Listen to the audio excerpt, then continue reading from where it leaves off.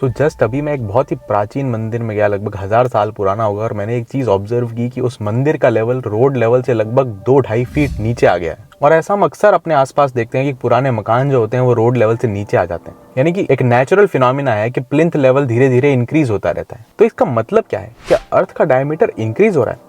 हमने ये भी पढ़ा है कि क्रूड ऑयल उन फॉसिल्स से बनता है जो करोड़ों साल पहले धरती के नीचे दब गए थे, तो उन पर कोई लेयर बाय लेयर डिपोजिशन हुआ होगा तभी तो वो दबे। बट अर्थ का ओवरऑल डायमीटर इंक्रीज कैसे होगा? उसके लिए तो एक्स्ट्रा मास चाहिए होगा, और अगर हम सोचे तो अर्थ का मास तो कांस्टेंट ही होगा, बस एक जगह से दूसरी जगह ट्रांसफर हो रहा होगा। फिर मैंने ये सोचा कि मीटियोर्स और एस्टेरॉइड जो धरती पर गिरते हैं शायद उनसे कुछ मास एडिशन हो रहा हो, और इस पर जब मैंने रिसर्च की तो कुछ उल्टा ही पता चला। एक्चुअल में अर्थ का डायमीटर डिक्रीज हो रहा है। अर्थ पर हर साल जो कॉस्मिक डस्ट और मीटियोराइट्स गिरते हैं उससे लगभग 40 से 50 हजार टन वेट ऐड होता है, मगर हाइड्रोजन और हीलियम गैसेस जो अर्थ से एस्केप हो जा रही हैं उनसे लगभग 1 लाख टन हर साल अर्थ मास लूज कर रही है। कुल मिलाकर अर्थ का वजन हर साल 50,000 टन से घट रहा है। इवन सन का वजन भी घट रहा है क्योंकि उसमें भी गैसेस एस्केप हो रही हैं और मास एनर्जी में कन्वर्ट होकर हमें हीट और रोशनी दे रहा है। धीरे धीरे अर्थ और सन का मास कम होने के कारण इनके बीच की ग्रेविटी वीक हो रही है। अर्थ का ऑर्बिट धीरे धीरे इंक्रीज हो रहा है। एक टाइम ऐसा आएगा जब अर्थ एक टेंजेंशियल डायरेक्शन में सन की ऑर्बिट छोड़कर भाग जाएगी। मगर चिंता मत कीजिए, ऐसा होने में ट्रिलियंस ऑफ ईयर्स लगेंगे, उससे पहले सन की ही लाइफ खत्म हो जाएगी।